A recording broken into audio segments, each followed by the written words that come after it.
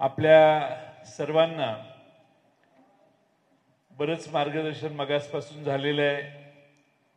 मी जास्त वेळ आपला घेणार नाही।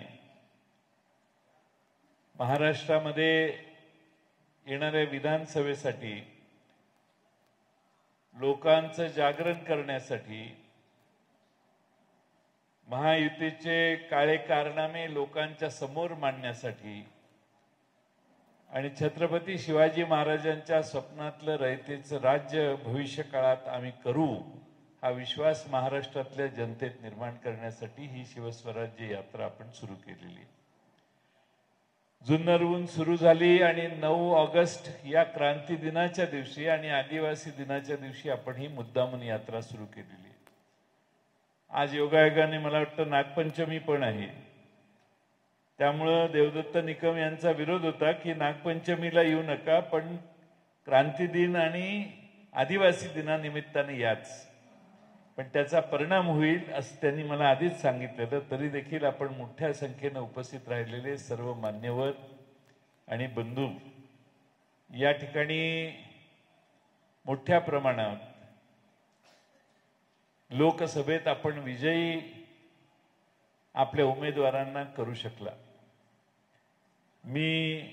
आपण ज्या पद्धतीने डॉक्टर अमोल कोल्हेंना या लोकसभा मतदारसंघात विजयी केलं त्याबद्दल पहिल्यांदा तुमचे हार्दिक अभिनंदन करेन।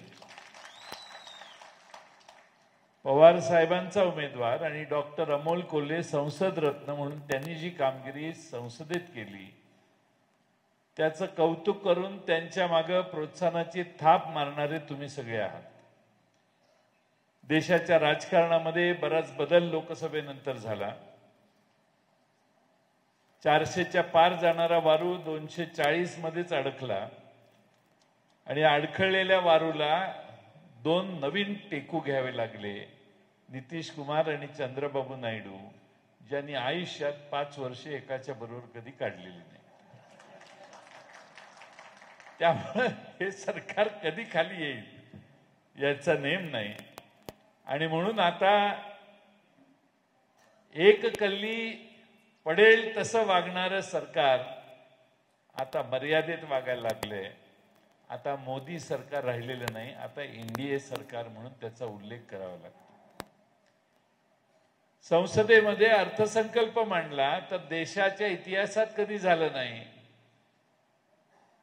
भारत हे संघराज्य आहे आणि संघराज्यात सर्वांना वित्त आयोगाच्या घालून दिलेल्या फॉर्म्युलाप्रमाणे पैशाचं वाटप, गोळा केलेल्या करांचं वाटप होतं, पण त्याऐवजी भारत सरकारने हा कायदा नियम संकेत मोडले, पायदळी तुडवले आणि पाठिंबा दिलाय म्हणून बिहारला, पाठिंबा दिलाय म्हणून आंध्र प्रदेशला मर्यादा सोडून प्रचंड निधी देण्याचं आश्वासन अर्थसंकल्पात दिलं। महाराष्ट्राच्या तोंडाला पानं पुसली वगैरे हे भार आहे।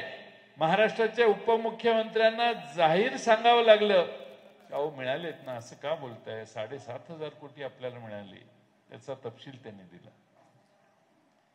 56,000 कोटी रुपये बिहारला गेले आणि महाराष्ट्राला चालू असणाऱ्या प्रकल्पावर ऑटोमॅटिक जे प्रोव्हिजन करावी लागते ती प्रोव्हिजन केली।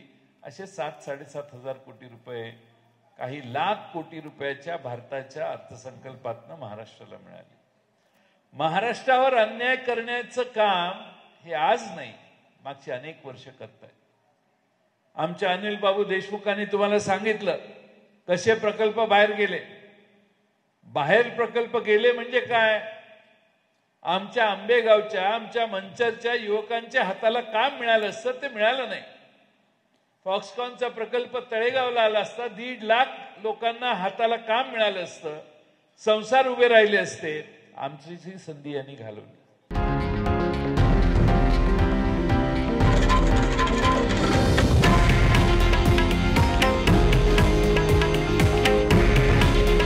हे आहे देशातील नंबर 1 न्यूज नेटवर्क आणि आपण पाहत आहात TV9 मराठी। काळजी तुमची, हित महाराष्ट्राचं।